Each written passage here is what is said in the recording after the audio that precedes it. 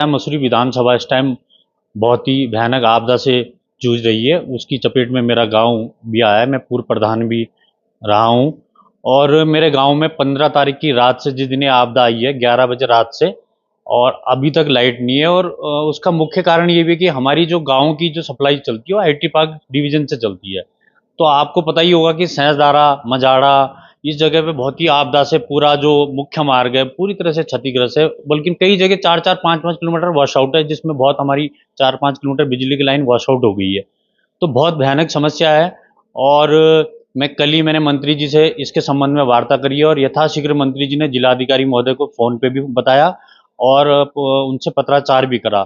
और उसके बाद उन्होंने यूपीसीएल के जो हमारे मुख्य अभियंता है परमार जी से बात हुई है, मेरी भी उनसे बात हुई है। तो हम एक वैकल्पिक इसकी व्यवस्था धोबी घाट से भी जोड़ने की कोशिश कर रहे हैं। और कल हमने जो एचडीआईटी पार्क है, उदित सिंह पंवार जी वो मेरे साथ मौके पे मौजूद थे। हमने सर्वे करा और आज मैं फॉरेस्ट से भी मिल के आया, डीएफओ साहब से मिल के आया, क्योंकि आपको पता है कि वैकल्पिक व्यवस्था के लिए थोड़ा फॉरेस्ट की भी कहीं जरूरत पड़ सकती है। तो ये आपको पता है आपदा का समय है और लाइट नहीं है। और आपको पता है जब लाइट नहीं है तो लोगों के बच्चों की पढ़ाई में कितनी दिक्कतें आ रही होंगी। और हमारे गांव में ज़्यादातर लोग दूध का काम करते हैं, लोगों का फ्रिज नहीं चल रहे हैं, उनका रोज 70-70 80-80 लीटर दूध खराब हो रहा है, बच्चे पढ़ नहीं पा रहे और फ़ोन तक लोग चार्ज नहीं कर पा रहे। कोई मसूरी आ रहा है पैदल, कोई कहीं जा रहा है। तो सच में स्थिति बहुत ही भयानक, बहुत ख़राब है। और पेयजल की समस्याएं भी संपूर्ण रूप से पूरे गांव में बहुत दिक्कतें चल रही है। तो आज मेरी पेयजल विभाग के अधिशासी अभियंता से भी बात हुई है और उनके जो रितेश जोशी जो जेई हैं उन्होंने मेरे को आज ही आश्वस्त कराया कि 2 दिन के अंदर अंदर मुख्य गांव जो चामासारी है पूर्ण रूप से जहां जहां हुआ है, आज बल्कि मैंने ही अपने एक भाई को वहां भेजा है, वो उसकी जायजा लेके और कल से काम शुरू हो जाएगा। और 2-3 दिन में पेयजल और बिजली में हम एक कोशिश कर रहे हैं कि मसूरी से तो हम वैकल्पिक कर ही रहे हैं।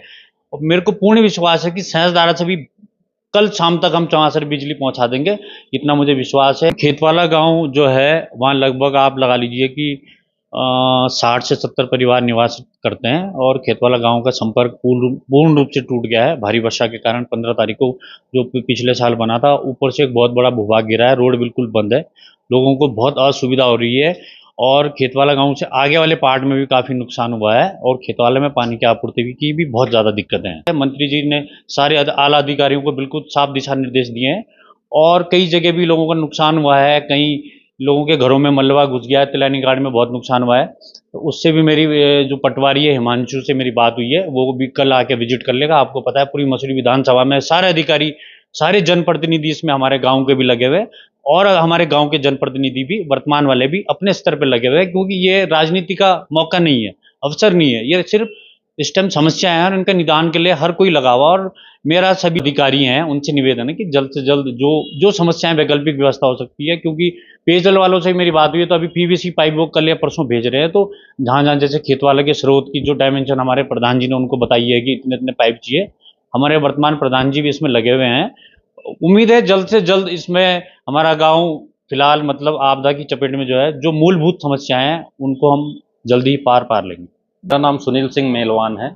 मैं चामासारी ग्राम पंचायत चामासारी वार्ड नंबर 5 का वार्ड सदस्य हूं। सबसे ज़्यादा तो समस्या हमारी इस समय है बिजली की है।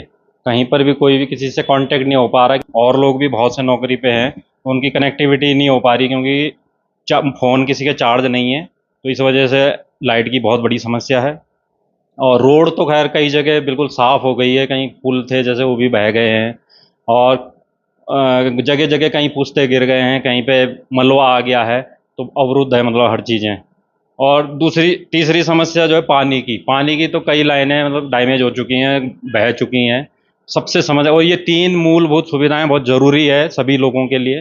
तो मेरा पूर्व प्रधान से भी निवेदन था और वर्तमान प्रधान से भी निवेदन है कि इन सब चीज़ों में थोड़ी जल्द से जल्द इस चीज़ को किया जाए, जिससे कि लोगों की समस्याओं को दूर किया जाए।